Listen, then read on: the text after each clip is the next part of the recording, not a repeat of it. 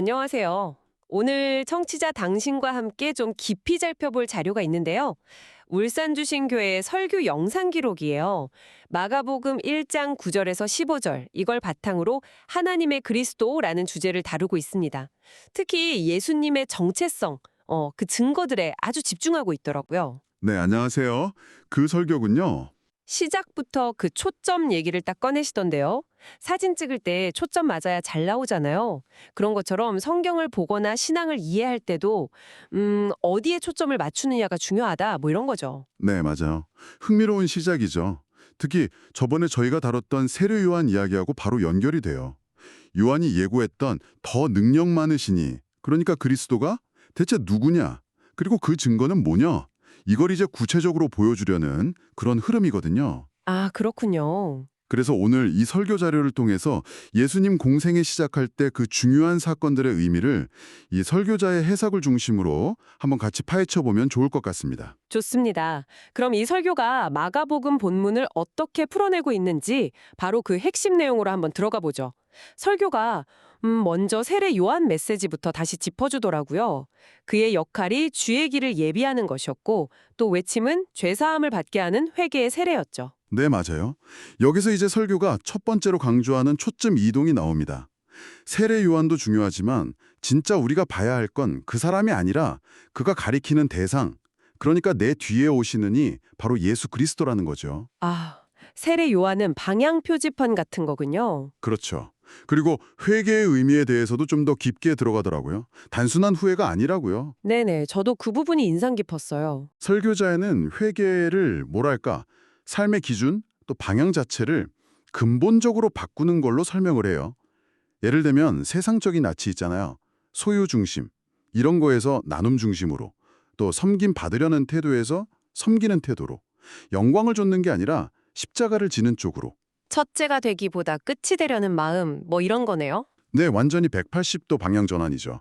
단순한 감정적인 뉘우침이 아니라 삶의 운영체제, OS 자체를 바꾸는 거에 가깝다고 보는 거예요. 그래서 사도 바울이 나는 날마다 죽노라 했던 것처럼 회개가 한 번 하고 끝나는 게 아니라 신앙생활 내내 계속되어야 하는 과정이다. 네, 맞습니다. 끊임없는 방향 재설정인 거죠. 설교는 바로 그 점을 지적해요. 그리고 바로 그 회개를 외치던 요한 앞에 그가 예고했던 그분이 딱 나타나는 장면으로 이어지는 거죠. 네, 그게 마가복음 1장 9절이죠. 갈릴리 나사렛 출신 예수님이 요단강으로 오셔서 세례 요한에게 세례를 받으시는 장면. 꽤 먼 길 오신 거네요. 북쪽 시골에서 남쪽 요단까지. 그렇죠. 여기서 설교자가 청중에게 딱 두 가지 질문을 던져요. 이게 중요합니다.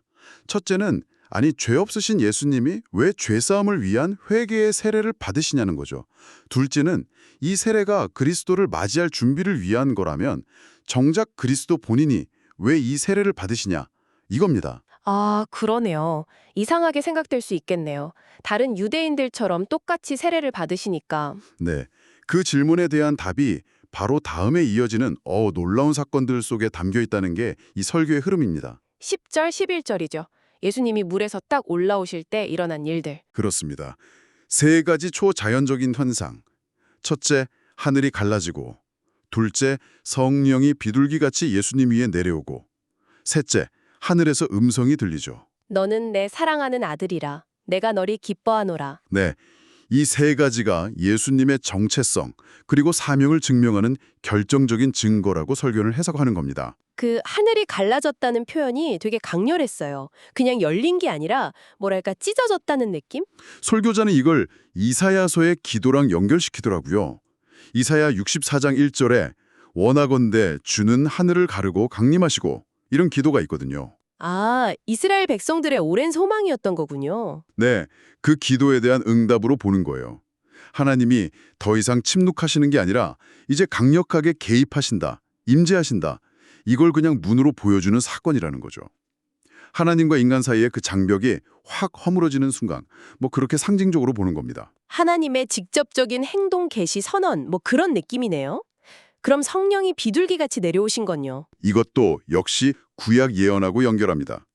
이사야 61장 1절에 보면 주 여호와의 영이 내게 내리셨으니 이는 여호와께서 내게 기름을 부으사 이런 메시아 예언이 있거든요. 아, 기름 부음 받은 자가 바로 그리스도라는 뜻이죠. 그렇죠. 바로 그거예요. 이 성령의 임재가 예수님이 바로 그 메시아로서 공적인 사명, 그러니까 복음 전파나 하나님 나라 선포 같은 일들을 수행하도록 하나님께 공식적으로 임명받고 능력을 받으셨다는 증거다. 이렇게 해석하는 거죠. 뭔가 메시아로서의 취임식 같은 느낌이 드네요. 네, 그런 셈이죠. 더 나아가서 설교는 이게 예수님이 나중에 베푸실 성령 세례의 약간 예고편 같다. 이렇게도 설명해요. 에스겔서에 보면 하나님의 영이 임하면 사람들이 하나님 뜻대로 살게 된다. 이런 약속이 있잖아요. 네네. 예수님을 통해서 임할 성령 세례가 바로 그런 변화를 가져올 거다. 이걸 미리 보여준다는 거죠. 마지막으로 하늘의 음성, 너는 내 사랑하는 아들이라 내가 너를 기뻐하노라. 이건 뭐 너무 명확한데요? 네, 이건 뭐 빼도 박도 못하게. 설교에서는 이걸 하나님 아버지께서 직접 예수님의 신분과 사명을 확증하시는 아주 결정적인 증언으로 봐요. 예수님이 그냥 선지자나 선생 정도가 아니라 하나님의 유일무이한 사랑하는 아들이고 하나님이 전적으로 인정하고 기뻐하시는 존재, 즉 약속된 메시아다. 이걸 하늘이 그냥 공인해버리는 순간이라는 거죠. 와, 종합해보면 이 세례 사건 하나에 예수님이 누구신지, 하나님의 아들, 왜 오셨는지, 기름 부음 받은 메시아, 또 앞으로 뭘 하실지, 성령 세례. 이게 다 압축적으로 담겨 있는 거네요. 하늘의 증거를 통해서요. 정확합니다. 그래서 설교는 아까 던졌던 그 질문 있잖아요. 왜 죄 없으신 분이 세례를 받으셨냐? 네, 그게 궁금했죠. 여기에 대한 답은 두 가지로 제시해요. 첫째는 자기 죄 때문이 아니라 하나님의 뜻, 즉 하나님의 의를 이루기 위한 순종의 행위였다는 거예요. 마태복음에 보면 예수님이 세례 요한한테 이렇게 하여 모든 의를 이루는 것이 합당하다 이렇게 말씀하시면서 세례를 받으시거든요. 아, 순종의 측면. 네, 그걸 강조하고요. 두 번째 해석은 대표성의 원리라는 걸 이야기해요. 대표성이요? 네, 구약시대 지도자들을 예로 들어요. 요시야 왕이나 다니엘 같은 사람들. 이 사람들이 자기가 살던 시대의 백성 전체의 죄를 꼭 자기 죄처럼 여기고 하나님 앞에서 대신 회개하고 그랬거든요. 아, 그랬었죠. 그런 것처럼 예수님은 인류의 마지막 아담으로서 죄 많은 자기 백성과 자기를 동임시하면서 그들의 죄를 대표해서 회개하고 세례의 자리에 서셨다는 해석이에요. 백성을 대신해서 하나님의 의를 이루시는 거죠. 아하, 그러니까 예수님 개인의 필요 때문이 아니라 하나님의 뜻에 대한 순종, 그리고 인류를 대표하는 행위, 이런 의미가 크다고 보는 거군요. 네, 설교는 그렇게 해석합니다. 그런데 말이죠. 이렇게 엄청난 신적 증명과 확인을 딱 받으셨는데 그 직후의 이야기가 좀 이상한 대로 흘러가요. 12절 보면 성령이 곧바로 예수님을 광야로 몰아내셨다 이렇게 돼 있거든요. 영광의 순간 바로 뒤에 왜 시험의 장소로 가시는 걸까요? 바로 그 점, 그게 설교에서 또 하나의 중요한 질문으로 나와요. 마가복음 13절은 예수님이 광야에서 40일간 사탄에게 시험 받으시고 들짐승과 함께 계시고 천사들이 돌봤다. 딱 이렇게 간결하게만 요약하거든요. 네, 마태나 누가복음처럼 구체적인 시험 내용은 없죠. 그렇죠. 근데 설교자는 오히려 이 간결함이 40일 내내 그냥 지속적인 시험이 있었을 수도 있다. 이렇게 보기도 하더라고요. 하나님의 아들이라고 하늘에서 확증까지 받았는데 왜 하필이면 고난과 유혹의 상징인 광야였을까? 이 부분은 설교에서 어떻게 설명하던가요? 설교는 이걸 이스라엘 백성 역사하고 연결시켜요. 그들이 홍해 건너는 엄청난 기적을 체험했잖아요. 근데 바로 들어간 곳이 신의 광야였고 거기서 시험에 실패했죠. 아, 맞아요. 이것처럼 영적인 큰 경험이나 은혜 뒤에 오히려 더 큰 시련이나 시험이 올 수 있다. 이런 점을 지적해요. 근데 중요한 차이는 이스라엘은 실패했지만 예수님은 승리하셨다는 거죠. 여기서 그 쇼케이스 비유가 나왔죠? 그게 상당히 흥미로웠어요. 광야 시험을 무슨 신제품 발표회처럼 설명하시던데요? 네네. 그 비유가 이 설교 해석의 좀 독특한 부분이에요. 세례 때 하늘의 증거가 있긴 했지만 그건 주로 선포의 성격이었잖아요. 설교자 해석에 따르면 하나님이 이제 공개적인 장소, 이 광야에서 사탄의 시험을 통해 예수님이 진짜 어떤 분인지를 보여주려고 하셨다는 거예요. 보여준다. 네. 그러니까 이분이 그냥 선언만 된 메시아가 아니라 진짜로 유혹을 이길 능력이 있고 죄와 사탄의 권세를 능히 이길 수 있고 더 나아가서 시험받는 우리들을 도울 자격과 능력을 갖춘 진짜 그리스도다.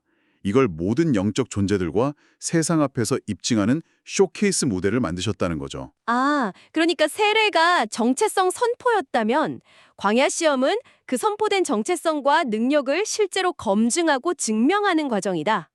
이런 해석이군요. 자, 보십시오. 이분이 진짜입니다. 약간 이런 느낌? 정확히 그런 뉘앙스입니다. 설교는 그렇게 설명해요. 예수님이 시험을 이기심으로써 그가 하나님의 아들이자 그리스도로서 모든 자격을 갖췄다는 걸 공적으로 증명하셨다는 거죠. 그 시험에서의 승리 이후에 14절, 15절은 이제 세례 요한이 잡히고 나서 예수님이 갈릴리에서 본격적으로 사역을 시작하시는 장면이 나오죠. 선포하신 메시지 핵심이 때가 찼고 하나님의 나라가 가까이 왔으니 회개하고 복음을 믿으라 이거였고요. 여기서 주목할 점은 세례 요한의 메시지 회개하라에 복음을 믿으라는 명령이 추가됐다는 거예요. 설교는 이게 그냥 좋은 소식 전달, 그 이상이라고 강조합니다. 하나님의 나라가 가까이 왔다는 선포랑 복음을 믿으라는 요구가 어떻게 연결되는 건가요, 그럼? 설교자는 하나님의 나라가 가까이 왔다 이 선언을요. 하나님의 통치가 이 세상 안으로 아주 강력하게 침노해 들어왔다는 선포로 해석해요. 침노. invade, break in. 네, 약간 그런 느낌이에요. 하나님의 나라가 그냥 미래에 올 어떤 게 아니라 예수 그리스도를 통해서 지금 여기 이 세상의 질서와 가치관 속으로 아주 적극적으로 개입하고 도전하면서 들어오고 있다. 이걸 의미한다는 거죠. 와, 침노라는 단어가 주는 느낌이 강렬하네요. 그냥 평화롭게 오는 게 아니라 기존 질서에 대한 도전처럼 들리는데요. 네, 설교는 바로 그런 측면을 부각시켜요. 마치 한 나라 왕이 다른 나라 영토에 딱 와서 이제부터 내 통치다 라고 선포하는 게 기존 권위에 대한 도전이고 일종의 영적인 전쟁 선포와 같다고 비유하더라고요. 그래서 예수님의 사역 시작은 하나님 나라 도래를 알리는 동시에 이 세상 어둠의 권세와의 영적 전투가 시작됐음을 알리는 선언과 같다. 이런 해석이에요. 예수님이 내가 세상의 화평이 아니라 검을 주러 왔다고 하신 말씀하고도 연결시키고요. 그렇군요. 따라서 복음을 믿으라는 요구는 이렇게 침노에 들어온 하나님 나라의 통치를 받아들이고 그 백성이 되라. 이런 촉구인 셈이죠. 아하, 세례 요한의 회개하라는 준비 요청에서 이제 예수님을 통해 하나님 나라를 받아들이고 믿으라는 본격적인 초대로 나아가는 거네요. 네, 맞습니다. 종합해 보면 이 설교는 예수님의 세례 때 나타난 그 하늘의 증거들, 그리고 광야 시험에서의 승리, 마지막으로 하나님 나라에 대한 선포까지 이 모든 사건들이 하나같이 예수가 바로 하나님께서 약속하신 그리스도이고 하나님의 아들이라는 것을 명백하게 증명하는 표지, 사인들이다.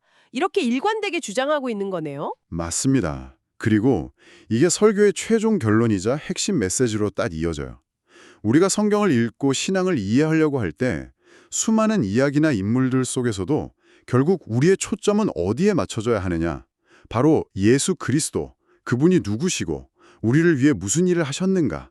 여기에 맞춰야 한다는 거죠. 처음에 말했던 그 사진의 초점 비유로 딱 돌아가는군요. 예수 그리스도라는 핵심 피사체에 초점을 맞출 때 비로소 성경 전체 그림이 선명해지고 또 우리가 진짜 추구해야 할 삶의 방향, 즉 하나님 나라를 향한 진정한 회개가 가능해진다. 이런 강력한 메시지인 것 같습니다. 네, 오늘 우리는 한 설교 자료를 통해서 마가복음 1장 9절에서 15절에 나타난 예수님의 초기 사역 사건들을 좀 깊이 있게 살펴봤습니다. 설교자의 해석을 따라가 보니까 예수님의 세례가 어떻게 그의 신적인 정체성을 드러냈는지, 또 광야 시험은 그의 자격과 능력을 어떻게 입증했는지, 그리고 그의 첫 메시지가 하나님 나라의 도래를 얼마나 강력하게 선포했는지를 다시 한번 확인할 수 있었네요. 네, 그렇죠. 이 설교 분석은 우리 자신에게도 좀 중요한 질문을 던지게 하는 것 같아요. 정보가 막 넘쳐나는 시대잖아요. 수많은 주장과 사건들 속에서 청취자 당신은 진짜 어디에 초점을 맞추고 계신가요?